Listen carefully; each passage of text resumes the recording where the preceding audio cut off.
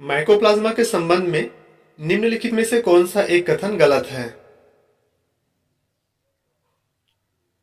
तो इसका सही आंसर है ऑप्शन डी, ये पेनिसिलिन के प्रति संवेदनशील होते हैं। ये स्टेटमेंट गलत है क्योंकि माइकोप्लाज्मा पेनिसिलिन के प्रति संवेदनशील नहीं होते बल्कि टेट्रासाइक्लिन के प्रति होते हैं।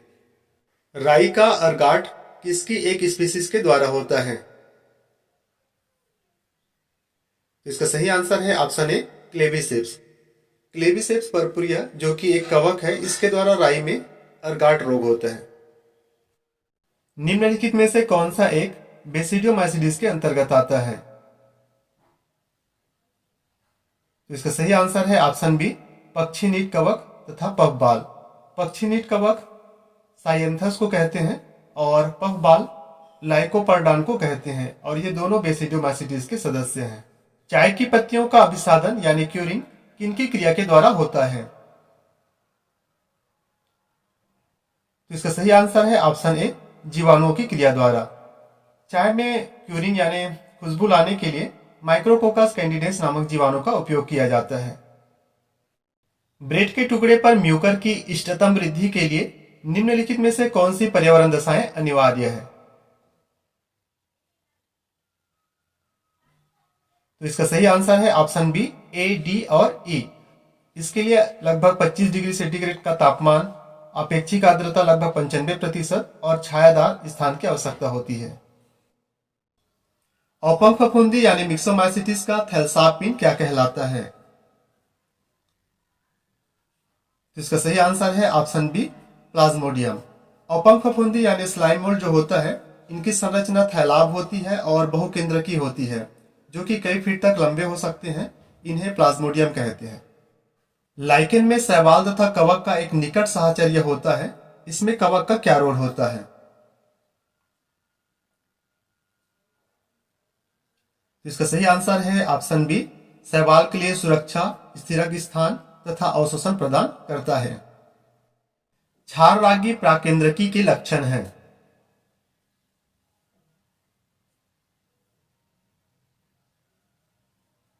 इसका सही आंसर है ऑप्शन बी, क्षाररागी प्राकेंद्रकी बहुत गहरे समुद्री अवसादों में पनपते और प्रगुणन करते हैं। पटसन के रेटिंग में काम आने वाला किण्वनकारी सूक्ष्मजीव कौन सा होता है? तो इसका सही आंसर है ऑप्शन सी, ब्यूटेरिक अम्ल जीवाणु। ब्यूटेरिक अम्ल जीवाणु पटसन के रेटिंग यानी रेशा को अलग करने के लिए उपयोग किया जाता है। एक्टिनोमाइसिटिस तंतुक मृदा जीवाणु फ्रैंकिया से संबंधित निम्नलिखित कथनों में से सभी सही हैं, केवल एक सही नहीं है जिसमें कहा गया है कि फ्रैंकिया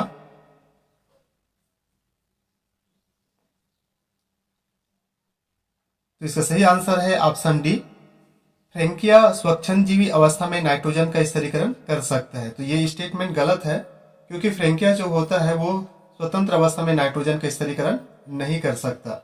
फ्रैंकिया नॉन लेग्यूम पौधे जैसे कि कैजुराइना, रूबस, एलनस आदि की जड़ों में ग्रंथि का निर्माण को प्रेरित करता है।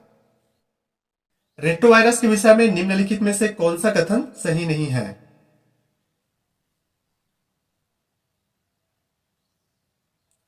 तो इसका सही आंसर है ऑप्शन डी, रेट्रोवायरस के जीवन चक्र में डीएनए किसी भी अवस्था में मौजूद नहीं होता। तो ये स्टेटमेंट गलत है क्योंकि रेट्रोवायरस में अनुवांशिक पदार्थ आरएनए होता है और आरएनए रिवर्स ट्रांसक्रिप्टेज द्वारा डीएनए का निर्माण करता है। लाइकेंस एक शैवाल तथा एक कवक के सुज्ञात संयोजन होते हैं।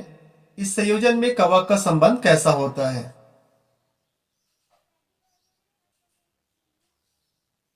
तो इसका सही आंसर है ऑप्शन सी, शैवाल के साथ सहजीवी संबंध होता है। अगला प्रश्न है, जीवाणु गुणसूत्र की प्रतिकृति के दौरान डीएनए संश्लेषण का आरंभक एक प्रतिकृति आरंभक स्थल से होता है तथा यह चलता है।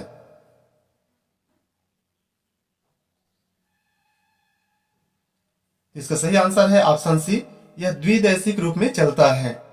जीवाणु में डीएनए संश्लेषण के दौरान प्रतिकृति आरंभक स्थल अर्थात ओराई क्षेत्र से दोनों तरफ रेप्लिकेशन फोर्क बनता है, अर्थात ये दोनों दिशा में चलता है। एक स्वतंत्र जीवी नाइट्रोजन स्तरीकरक साइनोबैक्टीरियम जो जलीय फर्ण एजोला के साथ सहजीवी साहचर्य भी बना सकता है, कौन सा है? इसका सही आंसर है ऑप्शन सी, एनाबीना। अगला प्रश्न है, जीवों का लक्षण वर्गीकरण यानी फेनेटिक क्लासिफिकेशन किस पर आधारित है? इसका सही आंसर है ऑप्शन डी, वर्तमान जीवों की देखी जा सकने वाली विशेषताओं पर। अगला है, उन विषाणुओं को क्या कहते हैं जो जीवाणु में संक्रमण करते हैं, उनके भीतर प्रगुणन करते हैं और उनका अपघटन कर देते हैं? तो इसका सही आंसर है ऑप्शन बी, लैनी। ऐसे विषाणु लैनी अर्थात लाइसिस से संबंधित होते हैं। अगला प्रश्न है, प्राकेंद्रकी तथा सुकेंद्रकी कोशिकाओं के कशाव किस बात से भिन्न होते हैं? इसका सही आंसर है ऑप्शन बी, सूक्ष्म नलिकी संगठना तथा गति के प्रकार पर। अगला प्रश्न है, जीवाणु कोशिका के भीतर गुणसूत्र 1 से 3 की संख्या में हो सकते हैं और वे होते हैं?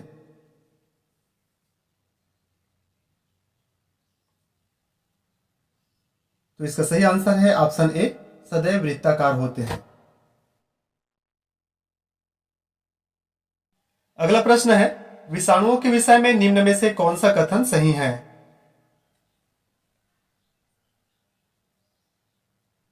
तो इसका सही आंसर है ऑप्शन सी, विषाणु अविकल्पी परजीवी होते हैं। अगला प्रश्न, फेनेटिक वर्गीकरण किस पर आधारित होता है?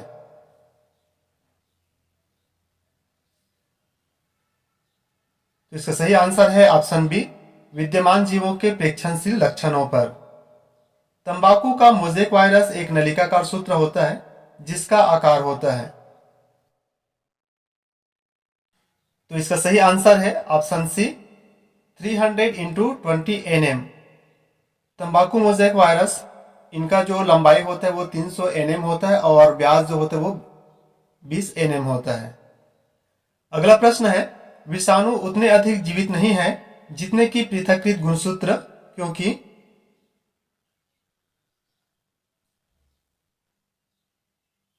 तो इसका सही आंसर है ऑप्शन डी, दोनों को प्रतिकृति के लिए कोशिका के पर्यावरण की आवश्यकता होती है। 5 जगत वर्गीकरण पद्धति में आर्कीय तथा नाइट्रोजन स्थिरीकरण जीवों को आप किस जगत में रखेंगे? तो इसका सही आंसर है ऑप्शन डी, मोनेरा जगत में। अगला प्रश्न है, जीवाणुओं की वृद्धि के लिए वृद्धि वक्र की विभिन्न अवस्थाओं का सही क्रम चयन कीजिए।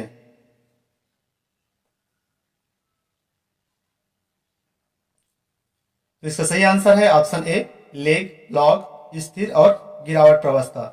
जीवाणुओं की वृद्धि के लिए वृद्धि वक्र खींची जाती है जिसमें सबसे पहले लेग फेज, फिर लॉग फेज अर्थात एक्सोपोनेंशियल फेज, उसके बाद स्थिर अवस्था यानी कि स्टेशनरी फेज और लास्ट में गिरावट अवस्था यानी कि डिक्लाइन फेज आती है। अगला प्रश्न है, प्रति मिनट वृद्धि करने वाले जीवाणुओं के अर्ध लघु गुणक का समय के विपरीत ग्राफ खींचने पर यह निम्न में से किस आकृति का होगा? इसका सही आंसर है ऑप्शन बी, अति परवलय यानी कि हाइपरबोलिक। अगला प्रश्न है, कौन सा कवक रोग बीज तथा पुष्पों द्वारा फैलता है? तो इसका सही आंसर है ऑप्शन ए, गेहूं का ढीला स्मट रोग यानी कि लूज स्मट रोग।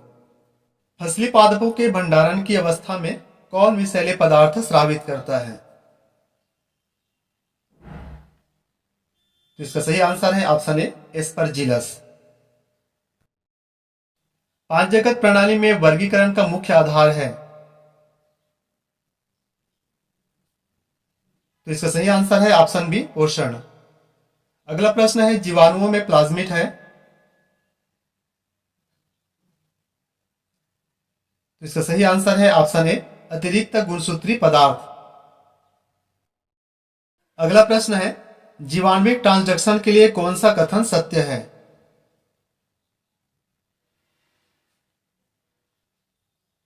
तो इसका सही आंसर है ऑप्शन ए, वायरस के द्वारा कुछ जीनों का एक जीवाणु से दूसरे जीवाणु में स्थानांतरण। अगला प्रश्न है, जीवाणु संवर्धन के समय संवर्धन प्लेट पर स्टेप्टोमाइसिन माध्यम पर जब जीवाणु को संवर्धित किया जाता है तो कुछ जीवाणु संवर्धित हो जाते हैं, इसका कारण बताइए।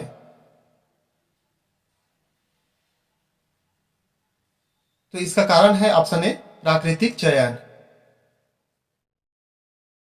अगला प्रश्न है, कवकों की आसंजक संरचना किसकी सहायता से पोषक का भेदन करती है? तो इसका सही आंसर है ऑप्शन ए, यांत्रिक दाब तथा एंजाइम।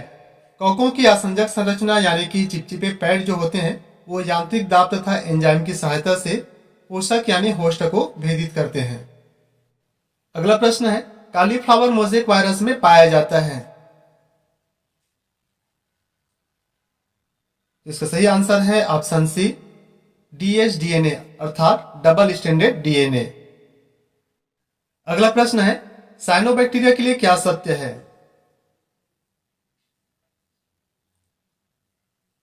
तो इसका सही आंसर है ऑप्शन ए, साइनोबैक्टीरिया ऑक्सीजनी तथा नाइट्रोजिनेज युक्त होते हैं। किसके कारण ग्राम पॉजिटिव तथा ग्राम नेगेटिव जीवाणु में अंतर पाया जाता है? तो इसका सही आंसर है ऑप्शन ए, कोशिका भित्ति। ग्राम पॉजिटिव बैक्टीरिया की कोशिका भित्ति कम जटिल होती है और ये पेप्टाइडोग्लाइकान और प्रोटीन से बना होता है, इसमें लिपिड नहीं पाया जाता। जबकि ग्राम नेगेटिव बैक्टीरिया जटिल होता है, इसमें पेप्टाइडोग्लाइकान, लिपोपॉलीसेकेराइड, फास्फोलिपिड और 20% लिपिड उपस्थित होता है। अगला प्रश्न है, आर्की बैक्टीरिया के लिए क्या सही है?